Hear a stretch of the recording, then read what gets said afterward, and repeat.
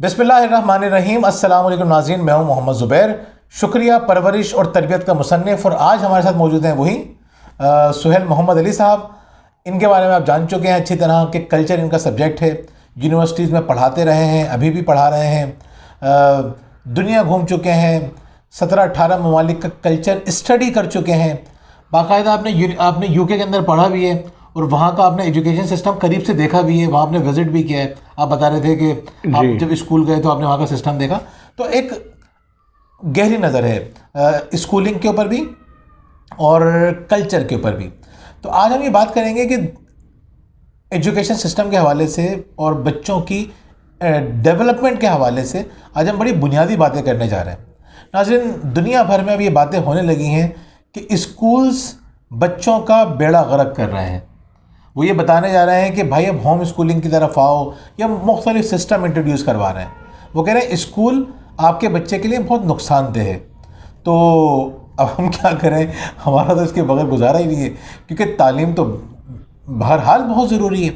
ہم کم از کم گھر میں تو نہیں بٹھا سکتے نا بچوں کو، تعلیم سے تو دور نہیں کر سکتے، تعلیم کے بغیر گزارا بھی نہیں ہے۔ لیکن جو تعلیم دینے والے ادارے ہیں، جنہوں نے تعلیم دینے کے کام اپنے ذمے لیے ہوئے ہیں، میں کاروبار تو نہیں کہوں گا، میں اسے ایک بات بتا رہا ہوں آپ کو، جو تعلیم دینے والے ادارے ہیں جن میں بہت اچھے بھی ہیں اور دوسرے بھی ہیں، تو وہ کیا کام کر رہے ہیں جس کا ہمارے بچوں پہ کیا اثر پڑ رہا ہے، اس کے بارے میں سر ہم چاہتے ہیں کہ آپ کچھ بتائیں لوگوں کو کہ کیا ہو کیا رہے ہیں۔ بہت شکریہ محمد زبیر صاحب۔ پہلی بات تو یہ کہ آپ پہلے ہی بتا چکے ہیں کہ کیا ہو رہا ہے، اور مجھے ہلکا سا بتایا، اور اس کے بعد آپ نے ہلکے سے بہت گہرا رنگ بھی اس پر ڈال دیا۔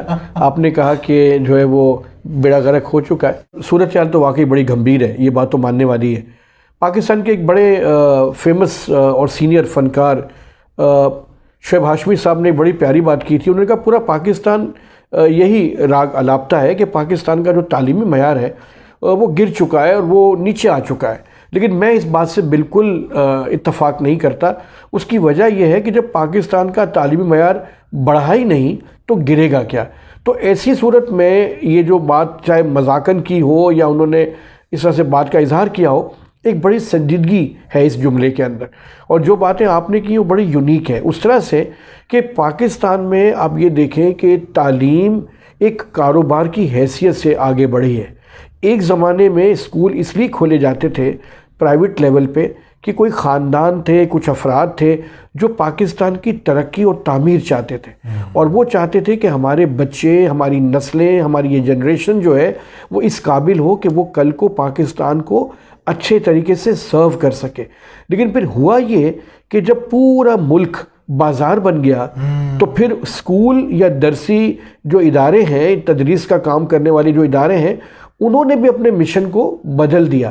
اب ان کا مشن یہ نہیں ہے کہ ہماری قوم کے بچے جو ہیں وہ اعلیٰ تعلیم حاصل کریں، بلکہ ان کا مشن یہ ہے کہ ان کے بچے اعلیٰ تعلیم حاصل کریں، اور وہ بھی بیرون ملک میں۔ بالکل تو اب تو یہ صورتحال ہے کہ ہم وہ چاہتے ہیں، اچھا ان کے اپنے بچے یہاں نہیں پڑھتے۔ زبیر صاحب بڑی مزے والی بات ہے، ایک لطیفہ سناؤں میں آپ کو۔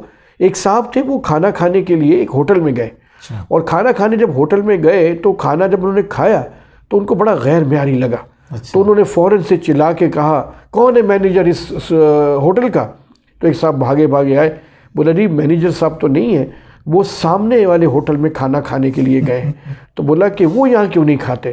بولے ان کو پتہ ہے کہ یہاں پر کس طرح سے کھانا پکتا ہے۔ تو جب یہاں پر اسکول چلانے والوں کے اپنے بچے جب بیرون ملک پڑھنے جاتے ہیں تو ان کو اس بات کا پوری طرح سے احساس ہے کہ یہاں کا تعلیمی نظام کیسا ہے۔ کیا ہمیں ایک اسکول میں پڑھایا کرتا تھا، تو ان کے جو بچے تھے نا وہ دوسرے اسکول میں پڑھتے تھے، ٹھیک ہے؟ تو کسی نے اعتراض کیا، کہنے لگے آپ تو اپنے بچوں کو وہاں پڑھاتے ہیں اور ہم سے کہتے ہیں یہاں پہ ہمارے بچے یہاں پہ آگے پڑھیں۔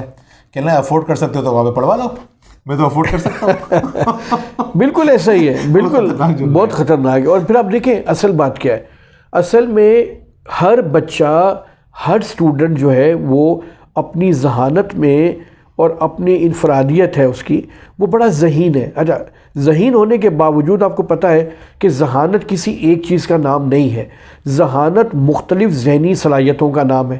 دنیا میں پیدا ہونے والا ہر بچہ زبیر صاحب بڑی مزے والی بات ہے کہ اس کا جو فنگر پرنٹ ہے، اس کا جو کان کا شیپ ہے، اس کی جو آنکھوں کے جو آئرس کا جو فارم ہے وہ بڑی یونیک ہے. اور آپ کچھ بتا رہے تھے یونیکنیس کے حوالے سے. دیکھیں جاپان میں آپ دیکھیے ایک ریسرچ اس نے بتایا کہ تمام انسانوں کے ہونٹوں کے پرنٹ مختلف ہیں. کیا بات ہے. اچھا ہمارے جسم سے جو ایک جو اسمیل آتی ہے، ٹھیک ہے، ہر انسان کے جسم سے، وہ سب کی تمام انسانوں کی مختلف ہے. یعنی آپ کسی کتے کو سنگھا دیں نا، میرے کے شرٹ سنگھا دیں اس کو، 1 میل دور مجھے ڈھونڈتا ہوا پہنچ جائے گا. یعنی اللہ تعالیٰ نے اتنا خیال رکھا ہے یونیکنیس کا. بالکل، انفرادیت تو فطرت کے اندر موجود ہے. اور ہم کیا چاہتے ہیں، ہمارے اسکول کیا چاہتے ہیں، آپ بتائیں ذرا. ہمارا اسکول جو ہے، اگر میں 2 الفاظ میں یہ بات کروں تو 2 الفاظ بڑے اچھے ہیں انگریزی کے. دیکھیں ایک لفظ ہے یونیفارمٹی، اردو میں ہم کہتے ہیں یکسانیت یا یکساں پن.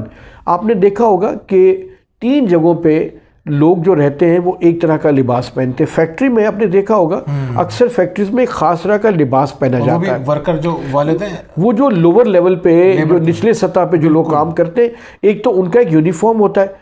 اسی طرح سے آپ نے دیکھا ہوگا کہ جیل کے اندر جو قیدی ہوتے ہیں ان کا بھی لباس ایک ہی طرح کا ہوتا ہے، اور پھر اسکول میں جو یونیفارم ہوتا ہے وہ بھی ایک ہی طرح کا ہوتا ہے. اچھا یہ جو یونیفارمٹی ہے نا، یہ جو یکسانیت ہے، یہ سب سے بڑی دشمن ہے ہماری انڈیویجویلٹی کی، اور ہمارے اندر جو یونیکنیس ہے، ہمارے اندر جو انفرادیت جو ہے اس کو ختم کرتی ہے. ہمارا تعلیمی نظام جو ہے وہ بچے کو اس قابل رکھتا ہی نہیں ہے، بلکہ اس کو اوسط درجے کا، میڈیوکر لیول کا ایک اسٹوڈنٹ بنا کے چھوڑتا ہے، جو سوال نہیں کر سکتا، جو آرگیو نہیں کر سکتا، جو اپنے اندر چھپے ہوئے جو اس کی جو ہنر ہے، اس کی جو مہارت ہے، اس کو بھی وہ پر اعتماد طریقے سے بات نہیں کر سکتا، تمیز سے بیٹھ کے بات نہیں کر سکتا. بالکل ایسا ہے. اختلاف ہو رہا ہے، اسکول یہ تک نہیں سکھا سکتے. اب اندازہ کریں اسکول یہ کلچر ڈیولپ نہیں کر سکا کہ آپ کو اختلاف کرنا ہے تو آپ بیٹھ کے طریقے سے تمیز سے بات. بالکل ایسا. یہاں یہ نہیں سکھاتا اسکول ہمارا. اچھا کیوں نہیں سکھاتا؟ پرابلم یہ کہ وہ اب دیکھیں بڑے بڑے اسکولس کی، سر میں نے جو ایک آبزرو کیا، بڑے بڑے اسکولز ہیں، ٹھیک ہے، اچھی خاصی وہ آپ سے فیس لے لیتے ہیں. اس کے بعد ہوتا کیا ہے، 50 میں سے 10 بچوں کا رزلٹ شو کرتے ہیں. دیکھیں ہمارے 10 بچوں نے کتنا اچھا پرفارم کیا، اس کا مطلب ہے ہم بہت اچھے اسکولز ہیں. بالکل ٹھیک ہے. بھائی ان 40 بچوں کا کیا ہوا جن کے ماں باپ نے اتنے بڑے بڑے خواب دیکھے تھے، ان 10 بچوں کو دیکھ کے آپ کے اسکول میں ایڈمیشن کرایا تھا. اچھا زبیر صاحب ایک اور بھی بات ہے، یہ دیکھیں اس میں ماں باپ کا بھی قصور ہے. ماں باپ جب بچوں کو، بلکہ اپنے گھر میں ہی جب بہن بھائی ہوتے ہیں، ماں باپ ان کو کمپیئر کرتے، موازنہ کرتے.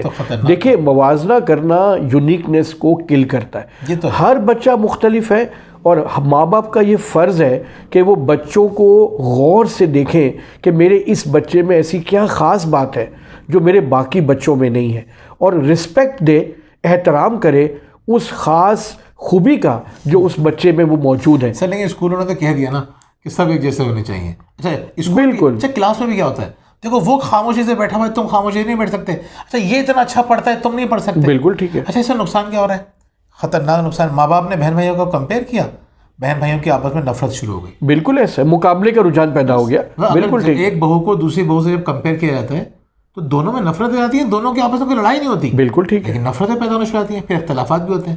یہ بہن جہاں بھی آپ کمپیئر کر رہے ہوتے ہیں وہاں نفرت کا کلچر بہت اچھی بات کر رہے ہیں. ایون گھروں کے متحد رہنے میں ماں باپ کو یہ سکھانے کی ضرورت ہے کہ ہر بچہ ان کے لیے ایک الگ مقام رکھتا ہے. بالکل ایسا ہے، بالکل ایسا ہے. اور یاد رکھیں کہ جو باتیں ہمارے بزرگ کر گئے، آج وہ بات سائنسی طور پر ثابت ہو رہی ہے کہ دیکھیں انفرادیت کو تسلیم کریں، یونیکنیس کو. اور ابھی آپ نے جب انٹرو دیا مجھے بڑا اچھا لگا ایک جملہ آپ کا کہ دیکھیں اسکول کی جو تاریخ ہے، تعلیم کی جو تاریخ ہے مغرب کی، یہ اسکول کا جو کانسیپٹ ہے یہ کوئی زیادہ جو ہے وہ پرانا نہیں ہے. یہ بات تقریباً کوئی 1702 کی اس کے قریب ہے. اسکول کی تاریخ بڑی تازہ ہے. ہم تو پیدا بھی نہیں ہوئے تھے. ہم پیدا نہیں ہوئے تھے. اور آپ نوٹ کریں کہ پیدا تو ہم ویسے ابھی بھی نہیں ہوئے. جس قسم کا نظام چل رہا ہے اس میں ہمیں تو کوئی ایسا نہیں لگتا کہ ہم پیدا ہونے کا تو مطلب ہے کہ ہماری وہ انفرادیت ہمیں احساس ہوتا ہے کہ وہ یونیکنیس ہمارے ساتھ ہے. ہم دنیا میں آتے ہیں اور بغیر کسی کو احساس دلائے ہوئے ہم چلے جاتے ہیں. یعنی ہم پیدا بھی نہیں ہوتے. اس کو سر ایک صاحب نے بڑی پیاری بات کی تھی ہمارے دوست نے. وہ کہہ رہے لوگ جو مرے آتے تھے نا پہلے، تو ان کے مرنے پہ لوگ برسوں رویا کرتے تھے ان کو یاد کر کے. اب کوئی مرنے پہ روتا نہیں ہے. کیوں؟ اس لیے ویسے ہم روتے رہتے وہ پہلے نہیں, وہ بہت پہلے مر چکے تھے, اب تو صرف سانس لے رہے تھے. کیا بات ہے. ان کو تو مرے ہوئے وہ آپ کے لیے irrelevant پہلے ہو چکے تھے, وہ پہلے مر چکے تھے. میں یونیورسٹی کا ایک انٹرسٹنگ آپ کو بات بتاؤں. میں نے ایک یونیورسٹی کی کلاس میں کچھ بچوں کو فیل کر دیا اور میں نے بتا دیا کہ بھئی فیل ہو گئے. تو میں سمجھ سکتا تھا کہ وہ بچوں نے اتنی محنت نہیں کی تھی. صحیح بات ہے. تو مجھے جو ہے وہ یونیورسٹی میں بلایا گیا, ڈپارٹمنٹ کے جو ہیڈ تھے یا جو اکیڈمک کوآرڈینیٹر تھے, انہوں نے مجھے بلایا.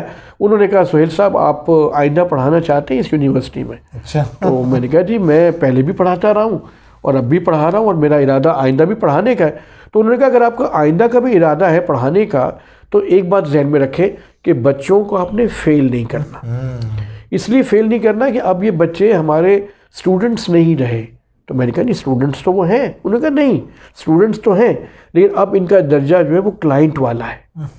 آپ کا ان سے مطمئن ہونا نہ ہونا میٹر نہیں کرتا, ان کا آپ سے مطمئن ہونا میٹر کرتا ہے. اگر انہوں نے یہ کہا کہ ان کو مزہ نہیں آتا آپ کے پڑھانے سے یا ان کو سمجھ میں نہیں آتا, آپ اگر ان کو فیل کریں گے تو پھر آپ کے لیے دقت ہوگی, ان کے لیے نہیں. لہٰذا یاد رکھیں کہ وہ جو یونیکنیس تھی اس میں رسپیکٹ بھی تھی اور اس میں استاد کا کہا ہوا بچہ تسلیم کرتا تھا. تو ایک بات یاد رکھیں کہ ہم جو ہے وہ ڈائیورسٹی کو, یونیکنیس کو ہم نے چھوڑ دیا. سر میں یہاں پہ ایک مثال دوں آپ کو. میں جس یونیورسٹی میں پڑھاتا ہوں, میں اس کا نام بھی لینا چاہوں گا, اقرا یونیورسٹی میں پڑھاتا ہوں.